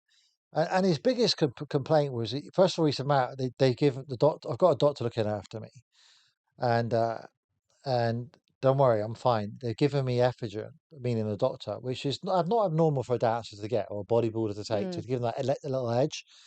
Because if I don't perform tonight, they're going to pull the show, which will put me in bankruptcy. So, okay, all right, as long as you're okay, because yeah, I've got a doctor with me, I'm fine. Don't worry, I'm actually fine, but I need to speak to Joseph. He's the only one who can sort this bleep out. And thought, God, the heck. And he goes, can I speak to Madison? Which is my oldest daughter. So he spoke to Madison for a bit, then he spoke to Lola. And they come back on the phone to me. He didn't like so much beg me, but he was trying, anyway, you can come to California. Can you come to Los Angeles at the moment and come and hang out? I'm like, Mike, my wife was knocking out kids like, I'd done kid number 3, which had a baby. I've got a big business, multi-million-pound company. I can't keep just dropping and leaving. I'm seeing you in 10 days' time. He said, okay, I'll ask Mark then. I totally understand. And that's the last I ever heard from Michael. Do you Yeah. regret it? Not going out. No, I did at the time after he passed away, but then I thought about it, and I wouldn't have got past the promotional company security. They wouldn't let me in. They were keeping us all away because we would have got Michael out of there. Because his family were trying to get to him too. Janet, Jermaine especially, they were turning up unannounced. Joe did as well, Joseph Jackson, to perform an intervention to get him out. Because we were hearing from the people we could trust that he was in a very, very bad way. But we couldn't get to him unless he got hold of us. His numbers were taken away from him. Who is they? The concert promoters, the people that put on the show, AEG, they were basically paying for his home, paying for everything. They were controlling what his day-to-day schedule would be. By this point, he had no money. Neverland had long gone, 4 years gone, and yeah, he had to do what they say.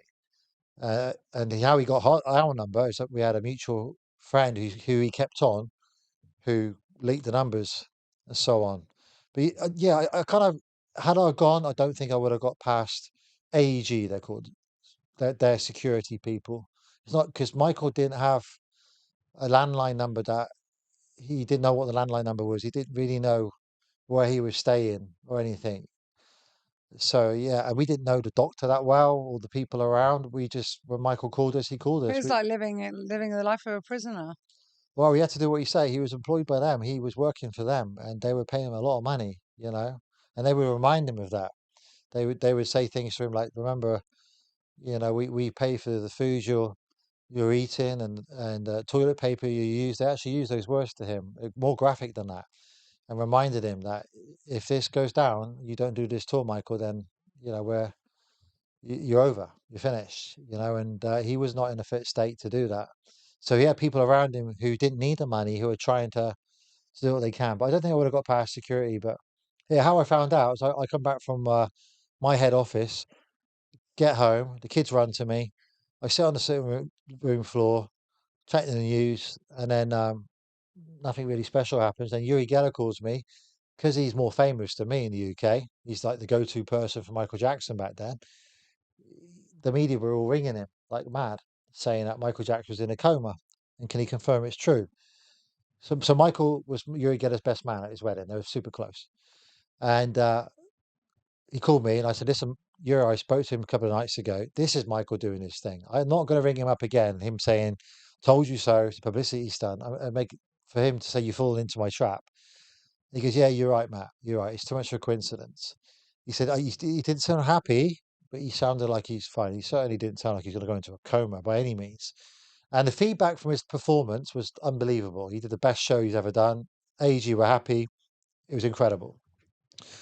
Then again, 20 minutes later, Yuri calls again.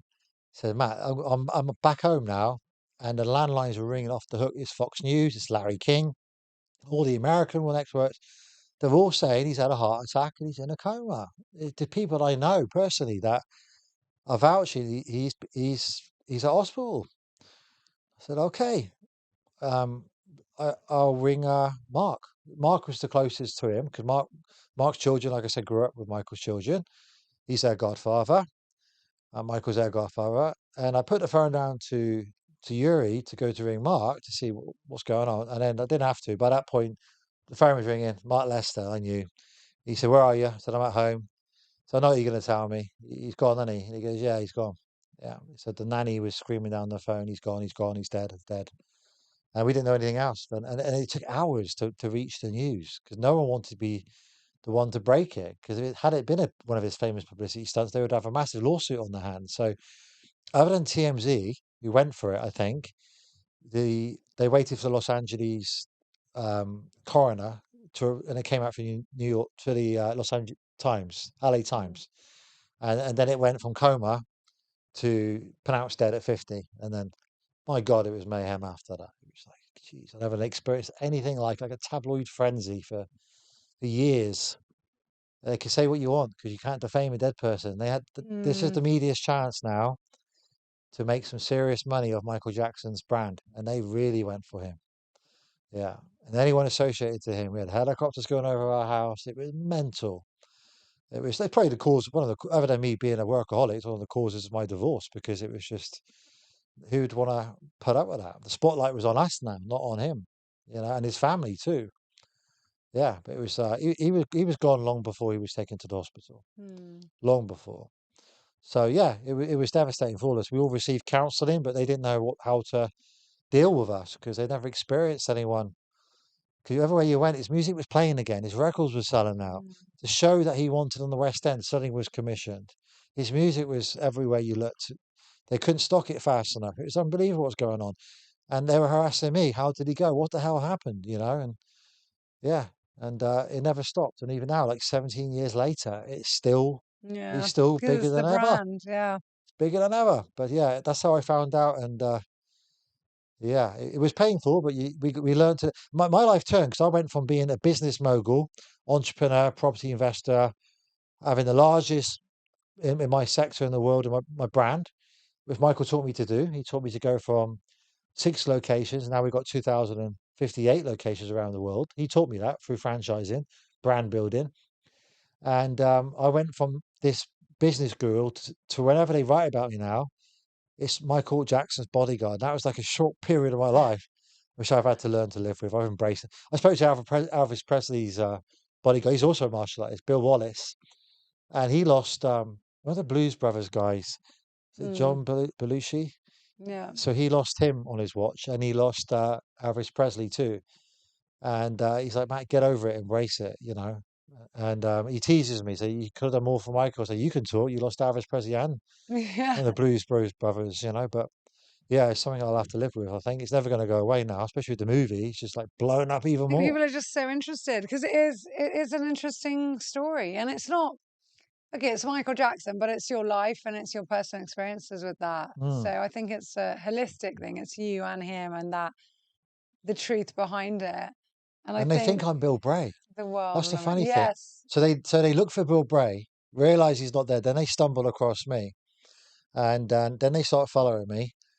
So I was like the next one along. Yeah, because he was in the movie. He's the really famous one. He Yeah, was almost yeah, like a father figure. yeah. Yeah, So they think I'm Bill Bray, a lot of them, until they realize I'm not. And then they yeah, fascinate. Okay, well, what can you tell us? Are you going to be in the next movie? What's this? Is this true? Is that true? And Bill's not alive no more. yeah. And yeah, I was just, If you think Michael was alive now, what do you think he'd want the world to know? um, it wouldn't be any different to what he wanted the world to know, what he was trying to achieve, which is, like, if you ask Michael what his favorite songs would be Heal the World, We Are the World, and Earth Song. Mm. He wanted world peace and to stop wars going on and everyone to get on with each other, for parents to spend more time eating at the dinner table with their kids. He was real tough on me with that.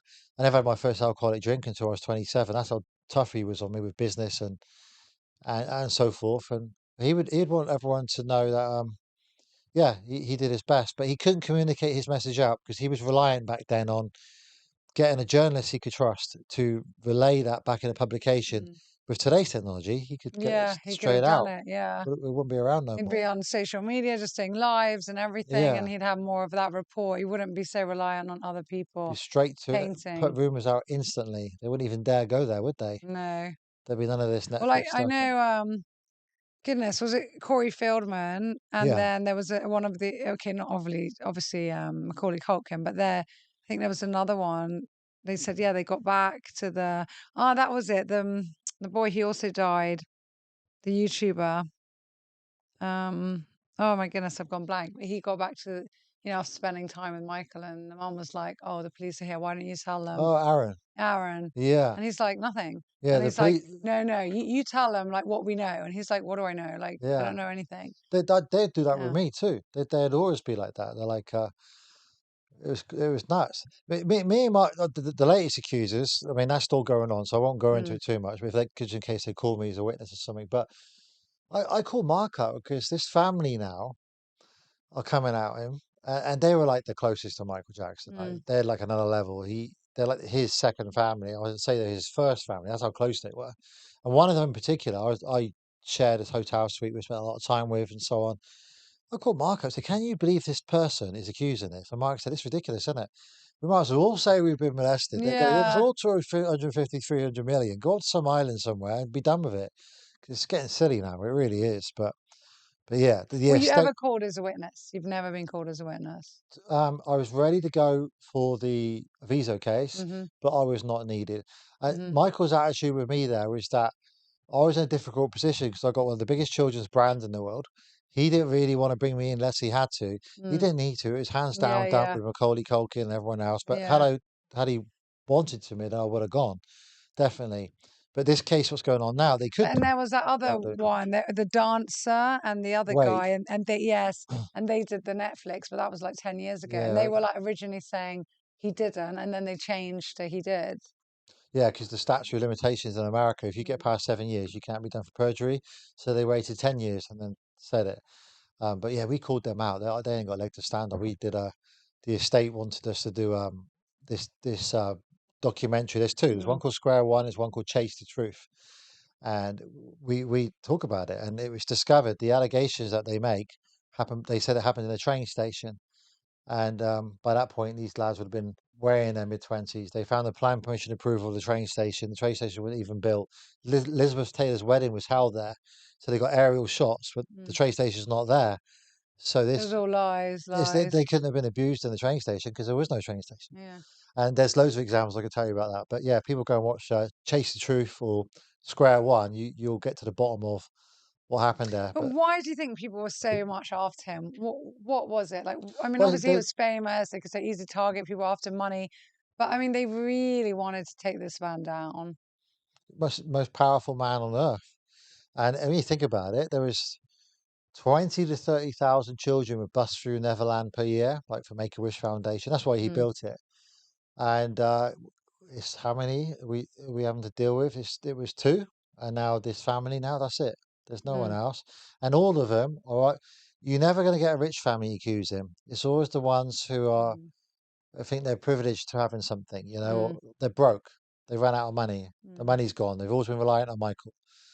They feel like they should be given something. You're never going to find a rich family who've accused him of anything. But no, there's only these three. There's never been anything else. And he's the most powerful. And since he's passed away, you could name them. You know, not many of them. May not be famous all around the world, but in the UK, there's like one after the next now. It's just, especially when people pass away, they go after them. Yeah, absolutely. And go back to Muhammad Al Fahd. Yes. So Muhammad, I was close to Muhammad, and he was a mentor of mine on the business side. Amazing guy, and he would always be very protective of Mike and everyone around him and so on. And I lost contact with him. I don't know, he passed away, he's like 93 or something like Yeah, that. he died a He had few years ago. dementia. Yeah. And the connection there, obviously, is Dodi Al Fayed and Michael were friends and Princess Diana. So that was the connection. And Yuri was good friends with him too. But was he very close with Princess Diana, or they just kind of knew each other? I know it's super close. Yeah, They were. Oh yeah, Prince Charles used to get King Charles now. He used to get jealous of the amount of hours he used to spend on the phone. Michael said she was the only person that could understand him at that level of fame. Yeah. And he was devastated. He said it was his ideal wife. But yeah, there was blocks put on communication with her, and he got banned from seeing Prince William and Harry. And we were already in London. It was already organised, and Prince Charles put a stop to that. You know, so yeah. Yeah. But yeah, Mohammed Al Fahd, I was dating, so after my divorce, I was dating a girl who went out for dinners with Mohammed Al Fahd and his family numerous times, numerous occasions. And then years later, now suddenly come out with allegations that would have been mentioned to me, would have been naturally mentioned to me. I mean, she was my girlfriend, you know, at the time. It was never mentioned, never. Tell me again. Sorry, you were dating This person's someone. famous, so I've got to be very careful Yes, how I tread around Yeah, it. all right. So there was someone you were dating, and Okay, yeah. And we would go out for dinners with Mohammed Al Fayed, and everything would be nice and pleasant, and there'd be no allegations. Surely something would have been said to me. Yeah. And she accused him. Jumped on the bandwagon. Yeah. Yeah. Yeah. So yeah, I've never seen anything with Michael or Mohammed or anybody that would. Well, I think Mohammed, the royal family were just not fans. I think the whole of the UK, and he was obviously extremely bitter because he was I mean, it was his dream to have a British passport, and he was denied it. Yeah, after buying like the biggest asset and the most famous one in London, and it was a different era too. What happened back then in like the 70s, 80s, you wouldn't get away with now in 2026. It's not accepted the norm. There was no safeguarding policies, nothing. Yeah. Women would want to sleep with him because he was a multi-billionaire. Yeah. You know, if Michael, same with Michael, same with a lot of people. The fame, groupies, the fame, people were there. They can't do that anymore. Yeah. I got friends who are superstars and celebrities who are terrified that the police are going to knock on their door on each day for what happened in the 80s. Yeah. Russell Brand is a good example. Russell Brand, yeah, exactly. He's been, you know, he can't remember this girl or anything. You know, and he's facing trial over something that happened in 93 or something. Yeah. Yeah. Well, I try not to take part in it. Like Piers Morgan wanted me on for this about the Netflix thing. I couldn't add anything to it. I just thought I've lived through that pain with Michael. Oh my! And also Piers Morgan is another one. I mean, I know people who know him, and they say, you know, he's clever and he's not that bad. He's very pro Michael though, Jackson fan. Yeah, he really does believe. But he can be really on the interview. He can just go for the jugular on some things, and then Yeah, I agreed to it initially, then I backed out. I just thought I don't want to be getting involved in this, and I got a big brand, and it's over. It was 21 years ago, and I lived through that. Michael nearly died on us. I'm surprised he survived the trial. And Piers, he knows the truth. Actually, the episode didn't do very well. Tom Mesereau, the defense lawyer, did a very good job. Yes, I saw. Yeah, with Piers Morgan. And then the other lawyer who defended, and he's flip-flopped now, and was representing this new family that's come out. Oh, really? Mark Garagos, yeah. Which other lawyer? They're not the family one. So the Aviso one, yeah, initially was Mark Garagos, who was in the Netflix documentary, And Michael wanted someone dedicated to him because Garagos was busy with other cases, and supported Michael for years and years and years. And then introduced him to Tom Mesereau, and was for a period of time representing the Casio family, this family now, to bring a case against the Michael Jackson estate for money for $250 million. I believe Mark Garagos has now dropped that case and handed it to someone else. But I wasn't going to go on Piers Morgan's panel where Tom Mesereau was not willing to be part of the panel. Garagos is supporting the Casio family, or believing it, when he was Michael's defense lawyer initially. And the other person had a vendetta against Michael, in my view. Never knew Michael, as far as I was concerned. There was no substance to it. So, yeah. Yeah, better to stay out of it and let your No, friend rest in peace. yeah, my franchise business partners too. I went on a Zoom with them. Guys, do you want me to do this? Because if I do it, if you want me to, he goes, "Nah, please leave it alone, Matt. It's not worth the energy." Yeah. Yeah, Yeah. it just adds eyeballs to it. Something that's not there. Michael's not here to defend himself. So what's the funniest thing Michael ever did that would surprise fans? He's such a prankster. I think the biggest thing he did to me was he stitched me up with the phone call. He did it to other staff members. We didn't realize it until I came out of it. But we would get phone calls from the media all the time, trying to. They get my number. We'd change our numbers every 3 to 4 weeks because of Michael. And I don't know how they get the number. They hacked the phones. Basically, that's how they did it. A famous publication called the News of the World. News of the world. My Yeah. goodness. Yeah. So they would call me, and my friend was with me at the time, and we're on the motorway, and it's on hands-free speaker, and they said, "Listen, we'll give you £1 million if you get a picture of Michael's children, because I know you're seeing Michael Jackson in the next few weeks." And I said, "This, I won't turn on Mike. Thank you very much. I made my own money. My business is worth 100 million plus. I got no need to make any money. I'm going to tell Michael about this, and you guys are disgusting. Honestly, you got to change." And I hung up on it. And my friend is like, "Well, what world you living in?" He's one of my franchisees, Chris. And I tried to get hold of Michael, and I couldn't get him. But anyway, we got in the limo when I saw him a couple of weeks ago, and I remembered it. I said, "Oh, Mike, I've got to tell you something." So what is it? There's a ransom on the children um, of £1 million if they get a picture. They offered me £1 million. Would you believe it? Of them being unmasked. He goes, "Really, Matt?" I said, "Yeah." "What did they say?" And I said, "Exactly that. That's what they wanted, them unmasked and that." He goes, "All right." And he started crying. I said, "You okay?" He goes, "Yeah, I'm just so glad you're loyal to me because it was me." Yeah. You put a voice on. I was just testing you. Yeah. Aww. And he did it to some other staff too. And he did it to another bodyguard as well. And in 2008, yeah, after my time, I was like, okay. I was a bit upset with it at first, but I thought, okay, you are the biggest star in the world. And Yeah, and he didn't know who to trust, so he he did had want to someone in his test. ear. He had someone in his ear that, maybe Matt, how do you know you can trust Matt? Yeah, You and he should wanted to trust me. prove it. Yeah, Matt, 'cause I'm different to the others. I don't get paid from him. They're I doing it didn't out of want the the goodness money. of your heart. Yeah, Did he cry a lot? yeah. Mm. I remember one time, one of the paid bodyguards come to get me and said, "Mr. Jackson is crying in his living room, his hotel suite. Can you go and see him? Because he seemed really bad." So I went to see him.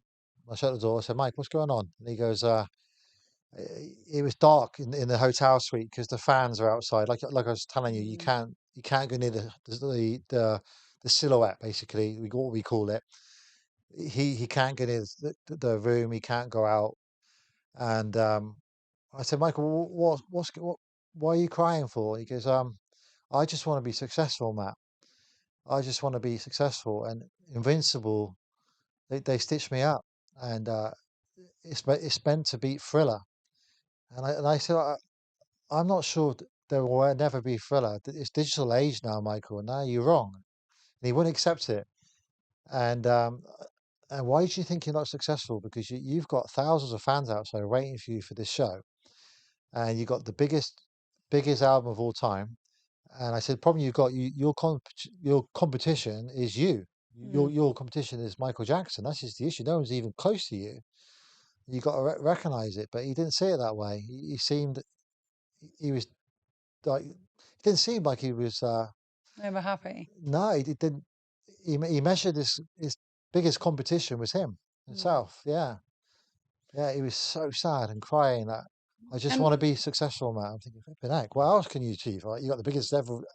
all of these ever- things, they usually come from the parents and home. And as Yeah, much as he appreciated his father, I'm sure his father wasn't the type to ever say, well done, you did it, or that was good enough, or it always had to be better, no. always had to be more. And so he was always striving And for he's more always and more. always booking even though that he was like the biggest star of the world, he'd always read to the same books that like a book like Napoleon, what's he called? Napoleon Think and Rich. Napoleon That's Hill, it. Yeah, Think yeah. It Grow Rich, yeah. Yeah, you always reading that book and Tony Robbins books and Tony actually speakers. He did a tape. What's the tape course? Personal group. Did Personal. he know Tony Robbins? Yeah, they were good Mm, friends. mm, So we'd throw out if there was issues and stuff. We'd reach out to Tony, and Tony would mm, reach out and get Michael on the phone and get back on track yeah. and so on. But yeah, it was sad. It's very It was sad. sad. It's But really sad to be so deeply unhappy. yeah, and he's always learning. He'd always 3 to 4 books a week, non-fiction. Mm. He'd always reach. And who was his closest sibling? Because we said before, everybody thinks he was really close to Janet, but they weren't so close. Who was his closest? I'm not the only bodyguard said it. I never. We never seen anyone. Mm. From the siblings. He Nah, wasn't really close to any of them. not my Yeah. era. Nah, maybe in No. Jackson 5 and stuff, Mm. but there was that I certainly. Uh, yeah, I mean, 2008. I used to hang around with Jermaine and Tito, and they were just doing whatever they can to try and get back into the family with Michael, trying to get the back in, try and hope if they can get the doctors away and bring them back in the Jacksons, Mm. and not for money, but to get everything to stop what's going on. Mm. They were hearing things they were not happy, but no, I never. Only his mum would ring. Yeah, he Yeah, was very close to his mother. yeah. Yeah. We never really heard nothing. Oh. Um, okay, last question about Michael. So he was really kind. What's the kindest thing that you saw him do that really captured him? Uh, he would always go to. So we didn't like wish it wasn't our. Like we had something called hot. I don't know if you guys homeless people where Mm-hmm. they we had a place in London, and he would want to stop there, and he would say to the drivers, "Okay, stop," and he would want to go on his own, and he wouldn't give the money to what was that place called? It was like they used area. I think it's like Euston or somewhere like that. Mm. Homeless people, shelters. They didn't know it was Michael Jackson, so he wanted us to stay, watch him, but don't go near him. But he didn't want to give the money in case they used Mm. drugs or alcohol, so he would go over and give them pizzas to them all and all the rest of it and stuff. And we were watching Mm. him from action, thinking, yeah, this guy didn't know to do this, doesn't have to do this. This guy is the most famous man in the world. But they were so drunk, they had no idea that they were Mm. dealing with, had Michael Jackson. Imagine if they They were realized joking with him and now. sat with him. He would give them time with them and sit there, and we were terrified watching. And think, oh, what's going to happen? What someone recognize him? But yeah, it was fine. It always worked out well.